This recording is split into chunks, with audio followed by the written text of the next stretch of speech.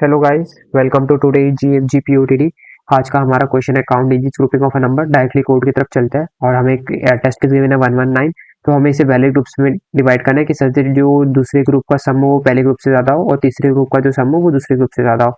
तो ascending orders में सारे ग्रुपिंग्स हो, जैसे कि ये हमारे सारे वैलिड ग्रुपिंग्स है। वन, इसका सम है 11 और फिर ये 1 1 19, मतलब ग्रेटर देन इक्वल टू, ठीक है, ग्रेटर देन इक्वल टू होना चाहिए जो सेकंड ग्रुप का है, और या फिर पहले ग्रुप का नाम उसके इमीडिएटली राइट वाले सब ग्रुप से लेस देन इक्वल टू होना चाहिए। ठीक है, जैसे ये 1 2 है तो फिर 1 और 2 एक वैल्यू ग्रुपिंग होगी और 1 2 भी एक वैल्यू ग्रुपिंग होगी, क्योंकि इसके बाद एम्प्टी स्ट्रिंग है मेरा। तो ठीक है, तो करते हैं इसको, मतलब एम्प्टी स्ट्रिंग ऑफ 1 2, तो फिर these are two valid examples. ठीक है, तो फिर हम लोग ऐसे टोटल कितने ग्रुप बना सकते हैं, तो इसको इजीली रिकर्शन से सॉल्व किया जा सकता है। पहले मैं एक एक ग्रुप बनाऊंगा, फिर जो दूसरे ग्रुप को है मैं रिकर्सिवली कॉल करता रहूंगा। ठीक है, मैं आपको उसकी वर्किंग कोड लिखने के बाद समझाता हूँ। तब तक आप ये वीडियो को एंजॉय करो। मेक ग्रुप्स, ठीक है, मैं एक मेक ग्रुप्स का फंक्शन बना देता हूँ। इसमें मैं दो चीजें पास कर देता हूँ, एक जीरो और एक जीरो, मेरे स्टार्टिंग इंडेक्स और सम। मेरा इनिशियली सम कितना है मैं लिख दे रहा हूँ यहाँ पे, int sum equal to zero और int index equal to zero. ठीक है, ये दो चीज मैंने ये इंडेक्स है मेरा और ये समय मैंने पास कर दिया।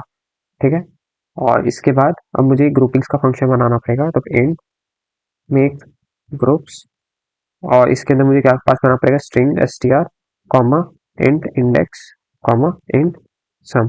ठीक है, और फिर मुझे क्या करना है, मुझे एक काउंटर बनाना पड़ेगा, int current sum equal to zero और एक int answer equal to zero, int answer equal to zero. ठीक है, और फिर मुझे एक लूप रन करना पड़ेगा for int i is equal to index i less than s T R dot length i plus plus, और जब तक ये हो रहा है तब तक क्या करना है, मुझे मेरे करंट सम को इंक्रीमेंट करना है। कहाँ से करना है, S T R dot char at I से, तो जो मुझे मिले अपने कैरेक्टर की एस का वैल्यू ऐड हो जाएगी। फिर मुझे एस का वैल्यू ऐड नहीं करनी, मुझे इससे क्या सब्ट्रैक्ट करना पड़ेगा, जीरो की वैल्यू को, जीरो के एस का वैल्यू को सब्ट्रैक्ट करना पड़ेगा, जिससे जो नंबर है मेरा डायरेक्टली इंटीजर में कन्वर्ट हो जाए। ठीक है, या फिर आप एक और चीज यूज करते हो, इंटीजर डॉट पार्स इंट, या फिर get the value of string, कुछ भी यूज कर सकते हो, ये सबसे बेस्ट मेथड होता है अगर ऐसे प्रॉब्लम के लिए तो। और ये रिकर्शन है, तो फिर अब मुझे रिकर्सिवली कब कॉल करना है, अगर मेरा जो करंट सम है वो ग्रेटर देन इक्वल टू हो अगर सम से, तो मुझे वापस कॉल करना है किसे, ग्रुप्स मेक ग्रुप्स, और इसके अंदर मैं क्या पास करूंगा, स्ट्रिंग पास करूंगा, और अब हमारी जो इंडेक्स है एक आगे वाली इंडेक्स पास करूंगा और सम पास करूंगा। इसमें मुझे क्या सम पास करना पड़ेगा, करंट सम पास करना पड़ेगा, जो कि एडजेसेंट लेफ्ट से ज्यादा होना चाहिए। ठीक है, करंट सम, और लास्ट में मैं क्या रिटर्न कर दूंगा, रिटर्न आंसर। तो ये जो मेरा मेक ग्रुप्स हमेशा इंक्रीमेंट करेगा, answer plus is equal to, ये इंक्रीमेंट करता रहेगा। ठीक है, और मुझे लास्ट में रिटर्न आंसर करना है। ये तो हो गया। अब ये रिकर्शन रुकेगा कब, जब मेरी जो इंडेक्स है वो S T R dot length के इक्वल हो गई, तब जो है मेरा ये प्रोग्राम रुक जाएगा। तो फिर मुझे क्या रिटर्न करना पड़ेगा, रिटर्न वन। ठीक है, रन करके देखते हैं।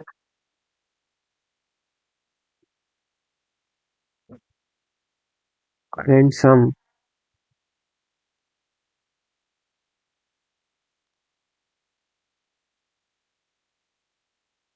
ठीक है, तो आप देख सकते हो आउटपुट आ रहा है अब। लेकिन अगर मैं इसको सबमिट करूंगा तो मेरा टी नहीं आना चाहिए, क्योंकि मैं इस रिपीटेडली सेम रिकर्शन को बार बार कॉल कर रहा हूँ। ठीक है, तो आप देख सकते हो टाइम लिमिट एक्सीडेड आ गया। अब तो फिर अगर अब मुझे इसको सॉल्व करना है तो मैं बहुत इजीली सॉल्व कर सकता हूँ, क्योंकि बस जो रिकर्शन कॉल्स रिपीट हो रहे हैं उन्हें मैं एक डीपी में भेज दूंगा।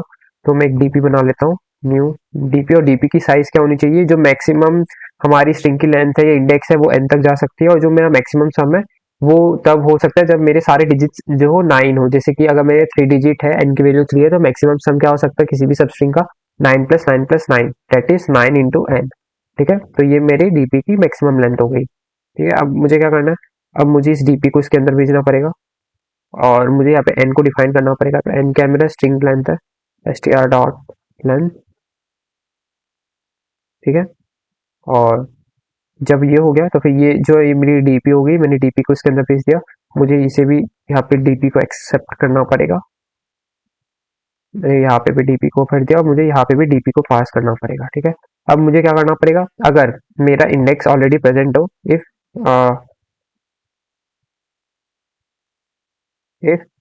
जो मेरा डीपी है अगर उसका इंडेक्स, एक और काम करना पड़ेगा मुझे, ये जो डीपी को मैंने इनिशियलाइज करा मुझे सबको -1 से फिल करना पड़ेगा। तो for int i is equal to zero, zero, i less than n, i plus plus, उसके लिए मुझे क्या करना है, एरेज डॉट फिल, किससे फिल करना है, डीपी ऑफ आई को फिल करना है, किस वैल्यू से फिल करना है, -1 से।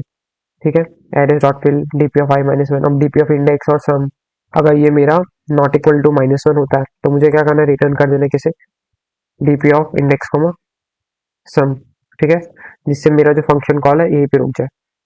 ठीक है, और अगर ऐसा नहीं होता तो फिर मुझे इंडेक्स और सम में स्टोर करनी पड़ेगी, तो इसे बस इंडेक्स और सम कर देता हूँ मैं। तो इससे जो मेरी इंडेक्स और सम है उसमें आंसर की वैल्यू स्टोर हो जाएगी, जिससे मेरे फंक्शन कॉल्स रिपीट ना। अब आप इस कंपाइल करके देख लेते हैं एक बार। Sorry, new in.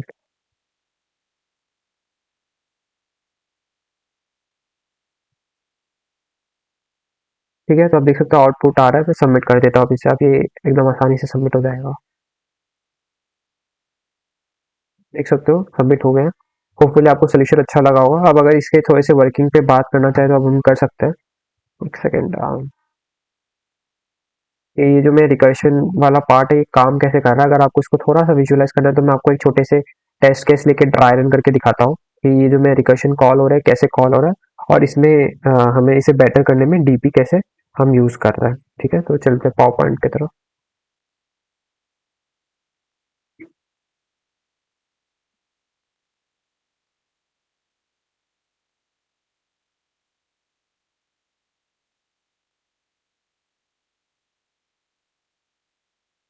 ठीक है,